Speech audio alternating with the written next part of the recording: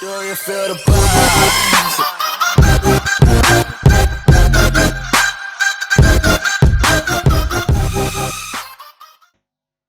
Hello everybody.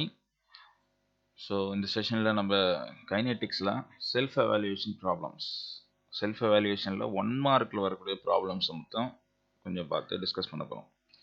ஒரு சில 1 மார்க்ஸ்லாம் நீங்களே பண்ணிடலாம். கொஞ்சம் கஷ்டமான 1 மார்க்ஸ் மட்டும்தான் நம்ம கொஞ்சம் பார்க்க போகிறோம். ஓகே, இப்போ இது சின்ன விஷயம் என்னன்னு கேட்டிங்கன்னா, இந்த எவாலுவேஷனில் பார்த்தீங்கன்னா கிட்டத்தட்ட ஒரு சில கொஸ்டின்ஸ் எல்லாம் பார்த்தீங்கன்னா கொஞ்சம் எப்படின்னா தப்பாகவே இருக்குது நம்ம புக்கில் கொடுத்துருக்க ஆன்சர். ஸோ அது வந்து ஒரு கொஸ்டின்ஸாக கொஞ்சம் பார்த்துட்டு வரலாம். அதில் ஃபஸ்ட்டு கொஸ்டின் பாருங்கள். For A first order reaction A gives B, the rate constant is x per minute. If the initial concentration of A is 0.01 m, the concentration of A after 1 hour is given by the expression. அப்படிங்கிறது இங்கே time கொடுத்துருக்காங்க, t is equal to 1 hour கொடுத்துருக்காங்க. Okay, so அது மாதிரி concentration of ஏ கொடுத்துருக்காங்க 0.01 m. Okay, rate constant X per minute கொடுத்துருக்காங்க. Okay, so இப்போ நம்ம என்ன செய்ய போகிறோம், ரேட் கான்ஸ்டன்ட் எக்ஸ்பிரஷன் எப்படி கொடுக்க போகிறோம் அப்படிங்கிறத இப்போ பார்க்கலாம். கவனிங்க. K is equal to 2.303 divided by T log initial concentration divided by final concentration. So இப்போ இதில் லாகை வந்து நீ நேச்சுரல் லாக் தான் மாற்றினா 2.303 கேன்சல் பண்ணிக்கலாம். அப்போ நேச்சுரல் லாக் தான் போட்டிங்கன்னா 1 divided by T மாறும் இந்த எக்ஸ்பிரஷன். ஓகே, இப்போ வந்து நம்ம என்ன பண்ணுவோம், லாகிரதம் நேச்சுரல் லாகிரதத்தை வந்து எப்படி எழுதலாம், எக்ஸ்பொனென்ஷியல் பவர்னு எழுதலாம். ஓகேவாப்பா, அப்போ நம்ம இங்கே என்ன பண்ண போகிறோம் அப்படின்னு கேட்டிங்கன்னா, எக்ஸ்பொனென்ஷியல் பவர் கேடி அப்படின்னு எடுத்துப்போம். எக்ஸ்பொனென்ஷியல் பவர் கே, இந்த டி இங்கே கொடுத்தோம் அப்படின்னு கேட்டிங்கன்னா கேடின்னு மாறிடும். ஓகே, அப்போ exponential power of k t equal to இங்கே கான்சன்ட்ரேஷன் லான் இருக்கு இல்லையா, லான் தான் எக்ஸ்பொனென்ஷியல் பவர்னு சொல்லிட்டோம்ல. அப்போ ஏ அதாவது initial concentration divided by final concentration மாறும். அப்போ இங்கே என்ன செய்றீங்க அப்படின்னு கேட்டிங்கன்னா, கான்சன்ட்ரேஷன் ஏ இங்கே போடுற அப்படின்னு கேட்டிங்கன்னா கான்சன்ட்ரேஷன் ஆஃப் ஏ இங்கே வந்துடும் இல்லையா. அதாவது எப்படின்னா concentration of A is equal to concentration of initial concentration into exponential power k t. So இந்த கேஸில் k is equal to x minute கொடுத்துட்டாங்க. அப்போ கேக்கு பதில் எக்ஸ் மினிட் போடலாம். இனிஷியல் கான்சன்ட்ரேஷன் 0.01, அதை வந்து 1 × 10⁻² எம்னு எழுதலாம். T is equal to 1 hour, அது 60 minutes. அப்படியே இதை அப்ளை பண்ணினா ஆன்சர் வரும். ஓகேப்பா, ஸோ இதுதான் அங்கே ஆப்ஷன் சியை ஆன்சர் கொடுத்துருப்பாங்க. இந்த இடத்துல இங்கே மைனஸ் வந்ததோட ரீசன் என்ன அப்படின்னு கேட்டிங்கன்னா சிம்பிள் தான். இது என்ன அப்படின்னா, இங்கே கான்சன்ட்ரேஷன் ஏ இங்கே போகும்போது 2 மல்டிப்ளிகேஷனில் இருக்கும். எகெயின் எக்ஸ்பொனென்ஷியல் பவர் கேடி இங்கே வரும்போது இங்கே டிவிஷனில் வரும். ஸோ அதை நம்ம எழுதும்போது டிவிஷனில் எப்பவுமே என்ன செய்வோம், மேலே மைனஸ் போடும். அப்போ எக்ஸ்பொனென்ஷியல் பவர் மைனஸ் கேடின்னு வரும். அந்த இடத்துல மைனஸ் வந்ததுக்கான ரீசன் இதுதான். ஒரு ஸ்டெப் போட்டு பார்த்துட்டு போங்க. ஓகேப்பா, நெக்ஸ்ட்டு பார்க்கலாம்ப்பா. ப்ராப்ளம் நம்பர் 2 பாருங்கள். Zero order reaction X gives product with an initial concentration 0.02 m has a half-life of 10 minutes. If one starts with the concentration 0.04 m, then the half-life is என்ன அப்படின்னு கேட்டிருக்காங்க. Okay, இதை இப்போ கொஞ்சம் பார்க்கலாம் எப்படின்ட்டு. அதாவது t half for any order ரியாக்ஷனுக்கு நம்ம புக்லேயே கொடுத்துருக்காங்க. அதாவது for n equal to n not equal to 1. Okay, ஒன்றுன்னு இல்லாமல் 0, 2, 3, 4 இருந்தால் அதுக்கு டி ஹாஃப்க்கு எப்படி கண்டுபிடிக்கலாம் அப்படின்னா, t half is equal to 2 to the power of n-1 into -1 divided by n-1 into k into initial concentration of a power n-1 கொடுத்துருப்பாங்க. Okay, so இதை நான் இங்கே எப்படி சால்வ் பண்ணியிருக்கேன்னு பாருங்கள். இது ரெண்டும் ஆக்சுவலி மல்டிப்ளிகேஷனில் வச்சு போடணும். அப்போ 2 to the power of 0 - 1, ஏன்னா இங்கே ஹியர் n ஈக்குவல் டு 0 இல்லையா. 2 to the power of 0 - 1 -1 divided by 0 - 1 k, initial concentration 0 - 1.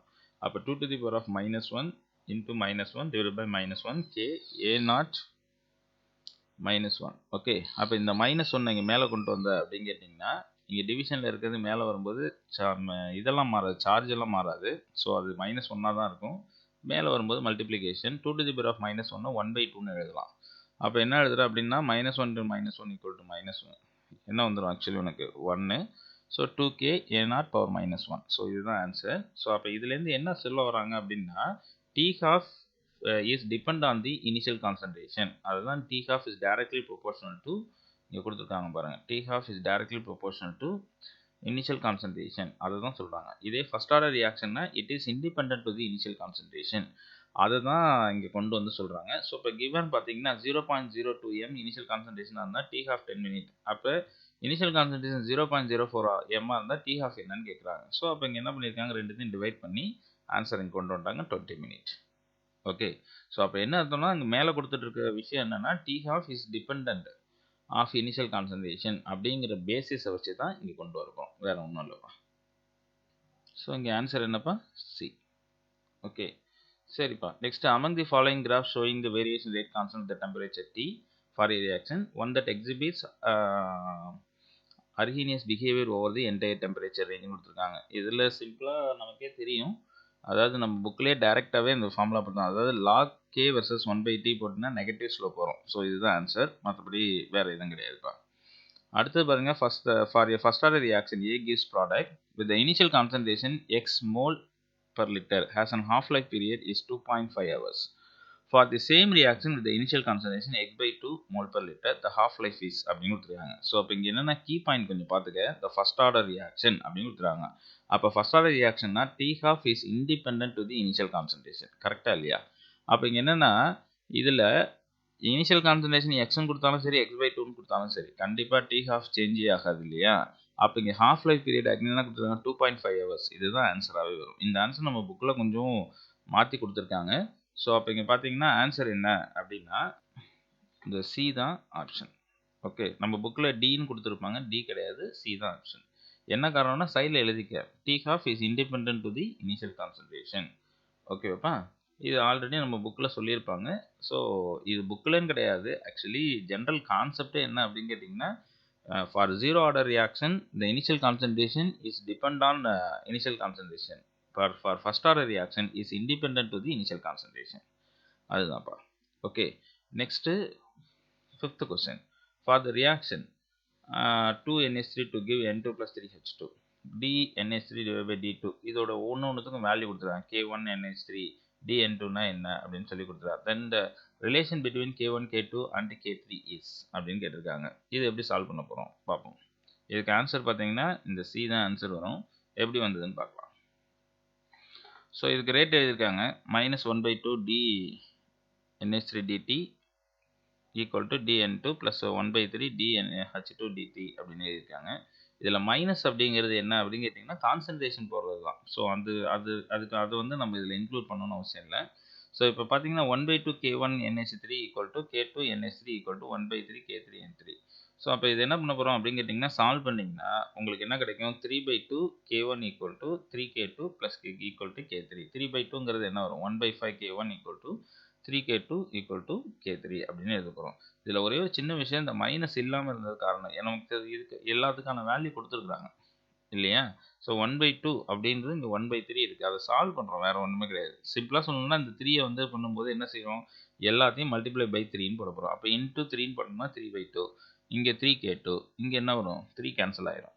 So அப்போ ஆன்சர் இது வந்துருப்பா, வேறு ஒன்றும் இல்லை, சிம்பிள், அப்படியே வச்சு போட வேண்டியதுதான். Next 6th question. இந்த கொஸ்டின் பார்த்தீங்கன்னா ஆல்ரெடி நீட்டில் கேட்ட கொஸ்டின் தான். ஓகே, பட் ஆனால் நம்ம புக்கில் கொஞ்சம் தவறாக கொடுத்துருக்குறாங்க. எப்படின்னா சொல்ல வந்திருக்க விஷயம் கரெக்டு, பட் ஆனால் ஆன்சர் தவறாக கொடுத்துருக்காங்க. என்ன அப்படின்னா the decomposition of phosphine at tungsten at low pressure is a first order reaction. It is because, அதாவது அட் லோ ப்ரெஷரில் இது ஃபர்ஸ்ட் ஆர்டர் ரியாக்ஷன் ஏன் அப்படின்னு கேட்டிருக்காங்க.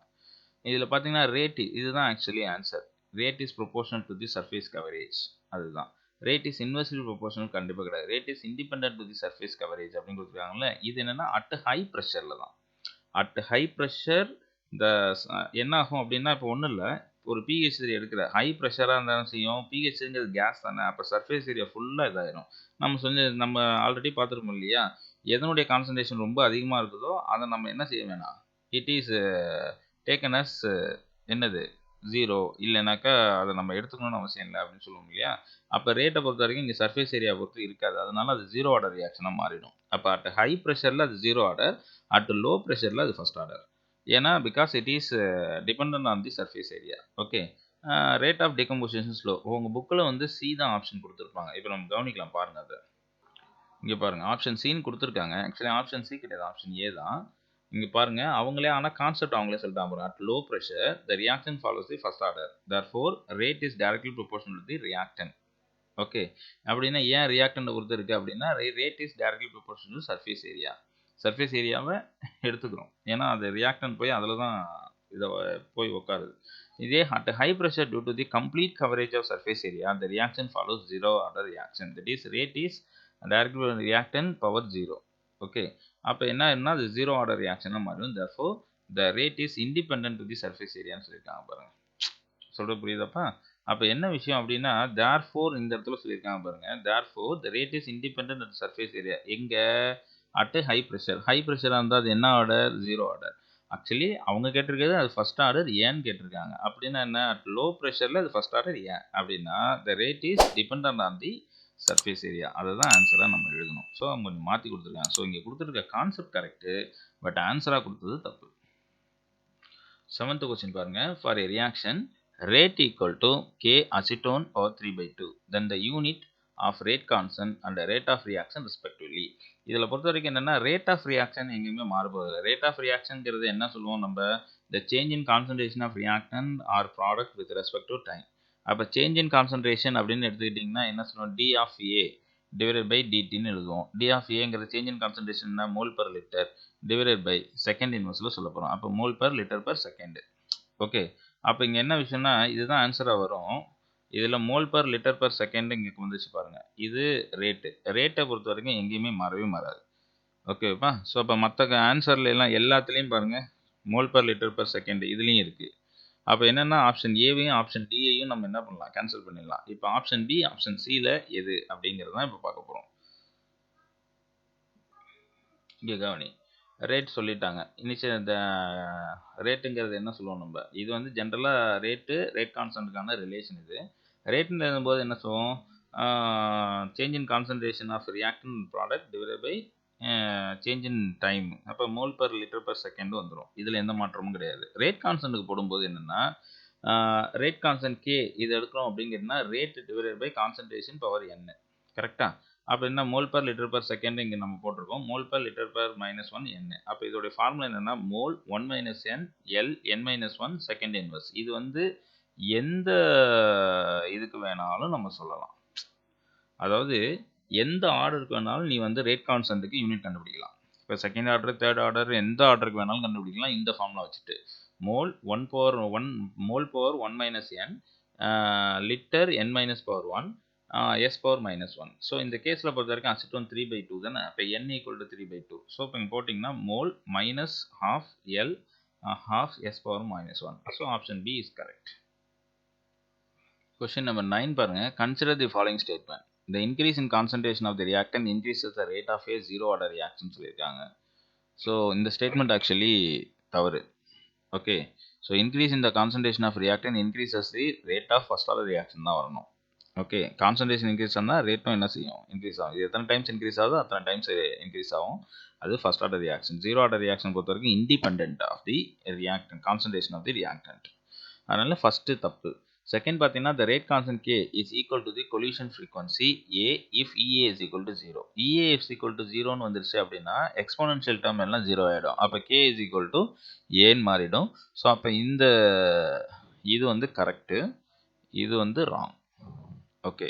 Next third the rate constant K is equal to collision frequency if EA is equal to அப்படின்னு கொடுத்து இங்கே மேலே என்ன கொடுத்துருக்காங்க? ஒரு டிகிரி மாதிரி கொடுத்துருக்காங்க. ஸோ இதுவும் வந்து ஆக்சுவலி ராங். நெக்ஸ்ட் பார்த்துங்க a plot of K versus T is a straight line கொடுத்துருக்காங்க. ஸ்ட்ரைட் லைன் அதாவது plot of ln K versus 1/Tன்னு வந்ததுன்னா கரெக்டு ஸ்ட்ரைட் லைன். ஓகே. அப்போ இதுவும் ராங்கு. அடுத்தது a plot of ln K versus 1/T is a straight line with a positive slope. இல்லை negative ஸ்லோப்பாக வரணும். அதனால இதுவும் அப்போ இதில் வந்துங்க இதில் பாருங்கள் இந்த கரெக்ட் ஸ்டேட்மெண்ட்ஸ் என்ன அப்படின்னு கேட்டிருக்காங்க. கரெக்ட் ஸ்டேட்மெண்ட்ஸ்னால் என்ன? 2 மட்டும் தான் கரெக்டாக இருக்குது, பாக்கி எல்லாம் தப்பு. அப்போ இதில் என்ன வரும் அப்படின்னு கேட்டிங்கன்னா A only, that is A option 2 only is correct. Okay. Question number 10 எடுத்துக்கோம். In a reversible reaction, the enthalpy change of a activation energy in a forward direction are respectively. Activation அதாவது the enthalpy change and activation energy ரெண்டுமே கொடுத்துருக்காங்க. enthalpy change -x கொடுத்துருக்காங்க, activation energy y kJ/mol கொடுத்துட்டாங்க. ஓகேவாப்பா, இது forward reaction. Therefore the energy of activation energy in the backward direction கேட்டிருக்காங்க. இப்போ activation எனர்ஜினா என்ன அப்படின்னு கேட்டிங்கன்னா, ரியாக்டனுடைய இனிஷியல் கான்சன்ட்ரேஷன்லேருந்து ஓகேவாப்பா, அந்த த்ரெஷோல்டு ஃப்ரீக்வன்சி வரைக்கும் இடையில இருக்கக்கூடிய அந்த இதுதான் வந்து என்னன்னு கேட்டிங்கன்னா ஆக்டிவேஷன் எனர்ஜின்னு சொல்லுவோம். ஓகே, இப்போ உங்கள் புக்கில் பார்ப்போம். இந்த டயக்ராமில் பாருங்கள், இது ஃபார்வர்ட் ரியாக்ஷன். இப்படி வந்தால் இது ஃபார்வர்ட் ரியாக்ஷன். ஓகே, ரிவர்ஸ்லேருந்து இப்படி போனீங்கன்னா இது ரிவர்ஸ் ரியாக்ஷன். அவங்க என்ன கேட்குறாங்க, activation energy of forward reaction இங்கே கொடுத்துருக்காங்க பாருங்கள். இதுதான் ஆக்டிவேஷன் எனர்ஜி. அதாவது ரியாக்டனுடைய இனிஷியல் கான்சன்ட்ரேஷன் இங்கே ஸ்டார்ட் பண்ணி இது த்ரெஷோல்டு எனர்ஜி. இந்த ரெண்டுத்துக்கும் இடையில கூடிய இந்த டிஃப்ரென்ஸ் தான் ஆக்சுவலி என்னென்னா ஆக்டிவேஷன் எனர்ஜின்னு சொல்லுவோம். ஓகேப்பா, இதுதான் ஆக்சுவலி என்ன ஆக்டிவேஷன் எனர்ஜி. ஸோ இப்போ இங்கே என்ன கொடுத்துருக்காங்க, என்தால்ஃபி கேட்டிருக்காங்க. என்தால்ஃபிங்கிறது இதுதான் எக்ஸ். அதாவது எப்படின்னா, அந்த ரியாக்டன் வந்து இந்த என்தால்ஃபி ரேஞ்சில் தான் ஆக்டிவேஷனே ஆகுது. அப்போ இது வந்து என்தால்ஃபி. சொல்கிற புரியுதாப்பா? அதாவது இந்த ப்ராடக்ட் ஃபார்ம் ஆகுதுல, இதுக்கும் இடையில இருக்கக்கூடாது தான் என்தால்ஃபி. இப்போ என்ன விஷயம் அவங்க கேட்குறாங்கன்னா, இதுலேருந்து இங்கே போகும்போது ஆக்டிவேஷன் எனர்ஜி ஒய்ன்னு சொல்லிட்டான், என்தால்ஃபி எக்ஸ்ன்னு சொல்லிட்டான். இப்போ ரிவர்ஸ் ரியாக்ஷனுடைய ஆக்டிவேஷன் எனர்ஜி எது அப்படின்னா, ரிவர்ஸ் ரியாக்ஷன் இதுதானே இனிஷியலு. அப்போ இதுலேருந்து போகணும், இதுலேருந்து இது வரைக்கும் த்ரெஷோல்டு எனர்ஜி வரைக்கும். அப்போ இங்கேருந்து போகும்போது என்ன இருக்குது, இந்த டிஸ்டன்ஸ் வந்து எக்ஸு, இந்த டிஸ்டன்ஸ் ஒய். அப்போ ரெண்டுத்தையும் போகும்போது என்ன, பேக்வர்ட் ரியாக்ஷனில் இதனுடைய பேக்வர்ட் ரியாக்ஷன் போகும்போது எக்ஸ் ப்ளஸ் ஒய்ன்னு வரும். அதான் x plus y kilo joule per mole. Option d is correct. அப்போ x plus y kilo joule per mole இருக்குல்ல, கிலோ ஜூலில் ஜூலாக மாற்றும் போது 10⁻³ ஜூல் பர் மோல்னு மாற்றிக்க போகிறோம். வேறு ஒன்றும் இல்லைப்பா, சிம்பிளான சின்ன விஷயம் தான். அதாவது ஒன்றும் இல்லை, ஃப்ரம் லெஃப்ட் டு ரைட் போனீங்கன்னா ஃபார்வேர்டு, ரிவர்ஸில் போனீங்கன்னா பேக்வேர்டு. ஸோ அதை வந்து நம்ம டயக்ராமேட்டிக் ரெப்ரசன்டேஷன் புரிஞ்சுக்கிட்டு செய்யணும். ஓகேப்பா. கொஷின் நம்பர் 11 பாருங்கள். இந்த கொஷினுக்கான ஆன்சரும் நம்ம புக்கில் கொஞ்சம் தவறாக தான் இருக்குது, பார்க்கலாம், ராங்காக தான் இருக்குது. ஸோ இங்கே பாருங்கள், what is the activation energy for the reaction if it's rate double when the temperature rises from 200 Kelvin to 400 Kelvin. Okay, இப்போ ஆர்க்கான வேல்யூ கொடுத்துட்டாங்க. இதில் நீங்கள் எந்த ஆன்சர் எழுதினாலும் கரெக்டு தான். ஓகே, உங்கள் புக்கில் சால்வ் பண்ண மெத்தட் தப்பாக இருக்கும், பார்க்கலாம் இப்போ எப்படின்ட்டு. உங்கள் புக்கில் பாருங்கள், T1 200 Kelvin, அப்போ K is equal to K1. T2 400 Kelvin, K is equal to K2. K2ங்கும்போது ரேட் இஸ் டபுள்னு கொடுத்துட்டாங்கல்ல, அப்போ இனிஷியல் ரேட்டை விட டபுளாக மாறும். அப்போ 2K1 எடுத்துக்க போகிறோம். இங்கே என்னென்னா log K2 by K1. Actually நம்மளுடைய ஃபார்முலா என்ன, log K2 by K1 equal to activation energy, that is EA divided by 2.303 R T2 minus T1 divided by T2 T1. இதுதான் நம்மளுடைய ஃபார்முலா. இவங்க என்ன பண்ணிட்டாங்கன்னா 2.303 EAன்னு வச்சு சால்வ் பண்ணி இங்கே ஆன்சர் கொண்டு வந்திருக்காங்க. அந்த மாதிரி செய்ய முடியாது இல்லையா? அப்போ இங்கே ஃபார்முலா தப்பாயிருச்சு இல்லையா? அப்போ நம்ம என்ன செய்யலாம், இதே மெத்தட் தான், ஆனால் 2.303 கீழே கொண்டு வந்து ஆன்சர் பண்ணணும். அவ்வளோதான் விஷயம். அப்போ இந்த இடத்துல என்ன வரும்னா, இந்த 2.303 இருக்குல்ல, இது வந்து என்ன ஆயிரும் அப்படின்னு கேட்டிங்கன்னா, டினாமினேட்டர்லேருந்து நியூமரேட்டருக்கு போயிடும், வேறு ஒன்றும் கிடையாது. அப்படி போட்டிங்கன்னா உனக்கு ஆன்சர் 2305.31, அதாவது 2305.31 ஜூல் மோல் இன்வர்ஸ் அப்படின்னு வந்துடும். ஓகே, ஸோ அங்கே கரெக்டான ஆன்சர் எழுது, இல்லை எந்த ஆப்ஷன் வேணாலும் போட்டு போய் ஆன்சர் வரும் உனக்கு. ஸோ இங்கே என்னென்னா, இது வந்து ஃபார்முலாவை ராங்காக போட்டு பண்ணியிருக்காங்க. ஓகேப்பா. கொஷின் நம்பர் 12 பாருங்கள். இது சைக்ளோப்ரோபேன், இது வந்து propene. So this reaction follows first order reaction. The rate constant at a particular temperature, k value கொடுத்துருக்காங்க 2.303 into 10⁻² per hour. இது K value. The initial concentration of cyclopropane 0.25 m கொடுத்தாங்க. Initial concentration, that is A0 கொடுத்தாச்சு. What will be the concentration of cyclopropane after 1806 மினிட்ஸ்னு கொடுத்துருக்காங்க. log 2 value அவங்களுக்கு கொடுத்துட்டாங்க. So இது எப்படி சால்வ் பண்ண போகிறோம், ஆன்சர் 0.125 ஏ தான் ஆன்சர் வரும், பார்க்கலாம். ஸோ இங்கே பாருங்கள், ஆப்ஷன் பின்னு கொடுத்துட்டாங்க, இது ஆப்ஷன் ஏன்னு மாற்றிக்கோ. ஓகே, எப்படின்னு பாருங்கள். First order kinetics K is equal to 2.303 T divided by log A0 divided by A, concentration of A0 divided by A. இதில் K வேல்யூ அவங்க ஆல்ரெடி கிவன், ஸோ கொடுத்தாச்சு. 2.303 மினிட்டில் T வேல்யூ கொடுத்துருக்காங்க. Log initial concentration 0.25 A. So இப்போ நம்ம என்ன செய்ய போகிறோம் அப்படின்னு கேட்டிங்கன்னா, லாகை மட்டும் வச்சுட்டு பாக்கி எல்லாத்தையும் இங்கே கொண்டு வர போகிறோம். ஸோ இதை சால்வ் பண்ணிங்கன்னா இது கிடைக்கும். ஸோ இதையும் சால்வ் பண்ணால் 0.301 log 0.25 divided by final concentration of A. Okay, இப்போ என்ன வரும் அப்படின்னு கேட்டிங்கன்னா, 0.3010ங்கிறது log 2ன்னு எழுதலாம் இல்லையா? அப்போ லாக், இப்போ லாகை கேன்சல் பண்ணணும் அப்படின்னா என்ன செய்யலாம், ரெண்டு சைடும் லாகை கேன்சல் பண்ணிட்டீங்கன்னா என்ன கிடைக்கும், 2 இங்கேயும் லாக் கேன்சல் பண்ணும் 0.25 ஃபைனல் கான்சன்ட்ரேஷன் ஆஃப் ஏ. அப்போ ஃபைனல் கான்சன்ட்ரேஷன் ஆஃப் ஏன்னு இருந்தால் 0.25/2 that is equal to 0.125 solve பண்ணும்போது வந்திருக்கு. ஸோ உங்கள் புக்கில் வந்து ஆப்ஷன் பின்னு கொடுத்துருப்பாங்க. ஆப்ஷன் பி கிடையாது, ஆப்ஷன் ஏ தான். ஸோ அதையும் கொஞ்சம் சரி பண்ணிக்கலாம். Question number 13. For a first order reaction, rate constant is 6.909 minute inverse. That means K value கொடுத்தாச்சு. The time taken for this 75% conversion in minutes கொடுத்துருக்காங்க. 75% conversionக்கு எவ்வளோ டைம் ஆகும்? ஓகே, K கொடுத்தாச்சு. இது ஃபர்ஸ்ட் ஆர்டர். அப்போ T half is equal to 0.693 divided by K அப்படிங்கிறத base பண்ணி நம்ம எழுத போகிறோம். இப்போ 75% கன்வர்ஷனுக்கு எப்படி கொடுக்க போகிறோம் அப்படிங்கிறத பார்க்க போகிறோம். ஆன்சர் வந்து ஆப்ஷன் பி. எப்படி வந்ததுன்னு பாருங்கள். K is equal to 2.303 divided by T log initial concentration divide by final concentration. பொதுவாக பர்சன்டேஜில் கொடுக்கும்போது என்ன வந்துடும் அப்படின்னு கேட்டிங்கன்னா, இனிஷியல் கான்சன்ட்ரேஷன் 100, ஃபைனல் கான்சன்ட்ரேஷனுங்கிறது என்ன 100 - 75. ஏன்னா 75% கம்ப்ளீட் ஆயிடுச்சு. அப்போ 100 - 75 ஈக்குவல் டு என்ன வரும் 25. ஓகே, அப்போ K வேல்யூ 6.909. ஸோ கவனிங்கப்பா, இப்போ டைம் தான் நமக்கு ஆக்சுவலி தெரியல. அப்போ T ஈக்குவல் டு என்ன 2.303 6.909 log 4ன்னு எழுதலாம். ஏன்னா இது ரெண்டுத்தையும் கேன்சல் பண்ணால் என்ன வரும் 4. ஓகே, இது ரெண்டையும் கேன்சல் பண்ணால் 1/3. ஓகே, இந்த 4ங்கிறது என்ன 2 to the power of 2. அப்போ என்னன்னா log 2 is equal to, அதாவது log 2 to the power of 2 இருக்குல்ல, 2 to the power of 2, அதை எப்படி எழுதலாம் அப்படின்னா that is equal to 2 log 2ன்னு எழுதலாமா? 2 log 2 அப்படின்னு எழுதலாமா?